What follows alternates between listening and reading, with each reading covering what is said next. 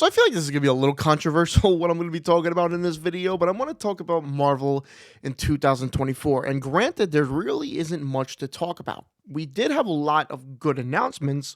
Well, I don't know if you can say good announcements. It depends how you look on it. You're talking about like Doctor Doom and such. But we got 5 projects, 5 definitive projects. We saw them. They came out. They weren't ideas. They weren't scrapped anything. They weren't announcements. They were 5 projects. And judging by the title, if you saw it, Deadpool and Wolverine, in my opinion, absolutely saved the year for 2024 Marvel. Now, that was the only Marvel movie to come out this year, is Deadpool and Wolverine. Well, last year, 2024. I'm making this in 2025.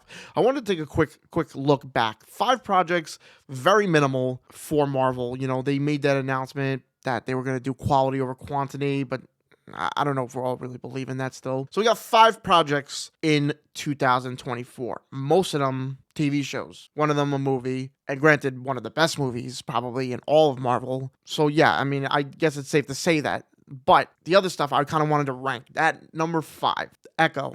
I didn't actually really hate Echo. I don't really remember much. You know, the little cameo from Daredevil, Wilson Fisk being in it. And then the rest was just like, you know, wasn't anything crazy. And it's hard to really talk about it because I believe it came out in January of 2024. So again, I think it also came out like all at once. Like it was, I remember watching it in like a day or so. Gotta just put it there. Number 4, What If Season 3, most recent project that we've gotten, and it's so kind of so forgettable. So, you know, I actually saw, and I was so surprised, so many people not like the show as much as, you know, I would imagine, you know, people not turning on the show, but just saying the show could have been so much better. And I think it really put the nail in the coffin at the end of this show, at the end of the series and the season 3, when we got these little glimpses of into variants that are just so much more interesting than the majority of what we got in the show, and especially season 3. I gotta rank it low. I wasn't really big on What If. You know, it was kind of a throwaway show to me. It was kind of a nothing show, an animated show, which not anything bad, but yeah, I mean, I gotta rank it low. Then we have number 3, and I feel like this is really fair. Agatha All Along. And I put out a poll the other day, worst project in 2024, and that included a couple of things, especially 2 movies that I actually didn't even include on this list. And the only reason why for that is because I actually didn't even see them, that being the Sony movies from the Spider-Verse that they were doing, Madam Web and Kraven the Hunter. Now, I guess it's not fair to really, you know, say that we only got 5 projects in Marvel when technically we got the 2 other Sony ones, but do you want to include the Sony ones in Marvel? I didn't see them, but just based off of reviews, based off of word of mouth, based off of everything, it seems like those movies are just not good. Madam Web and Kraven the Hunter. Maybe one day I'll give it a shot, but I want to rank the ones that I've seen so far. So I feel like this is very fair. Agatha All Along. I put out a big thing. What is the worst project of 2024? And I put Agatha All Along in that list, and you guys made sure to let me know that it definitely shouldn't be on there. I personally was not a huge fan of it. I thought it was a throwaway show. There were some cool elements, you know, Death and Wanda's son. But, you know, I'm not really into the witches thing. I'm not really into any of that stuff.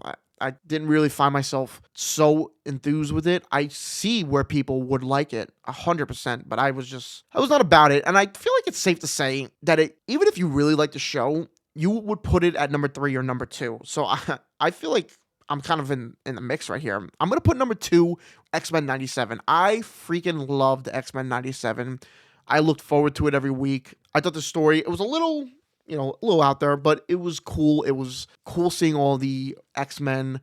I wasn't a huge fan of the cartoon because I don't really think I'd seen much of it, but just the vibes that it put out, it felt like it was Saturday morning cartoons. And for like a show that maybe doesn't hold too much weight, I am definitely more excited for a season 2 than a potential season 2 of Agatha, Echo, a season 4 or spin-off of whatever What If is doing. So I had to put in X-Men 97. The characters, the voice actors, everyone did an outstanding job with that. I look forward to more of it. I want more of it. I think it's fair to put it at number 2, but I could see your argument if you want to put it at 3 and put Agatha over it. And of course, number 1, come on. Deadpool and Wolverine broke records in terms of trailers, in terms of box office, in terms of R-rated box office. It was perfect. It's that Homelander meme, man. It was perfect. I loved it. I saw it the opening night. I saw it the next night. I watched it recently.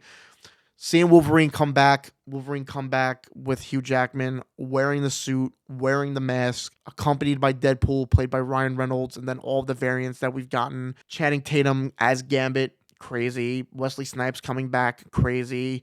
Even Henry frickin' Cavill as Wolverine, crazy. I mean, it was a comic book fan's dream.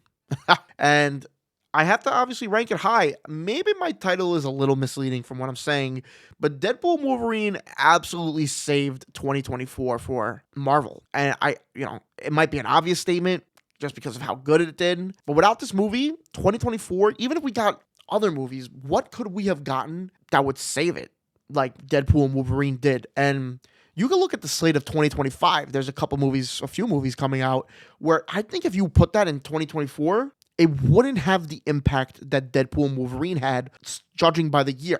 You put Captain America: Brave New World there. I haven't seen anything. I don't know anything about it really that much. I don't think it's gonna have that much of an impact compared to Deadpool and Wolverine. It's maybe I'm spewing, and I could be. Let me know down in the comments if I am. But 2024 was definitely a down year for Marvel, with the exception of Deadpool and Wolverine. And I mean, maybe it's a little unfair because that movie it was set up for success. Just everything going for it. They knew what they were doing. They knew what they wanted. We wanted it. It was perfect for them. But yeah, I mean, not a terrible year. It was a down year, not a terrible year.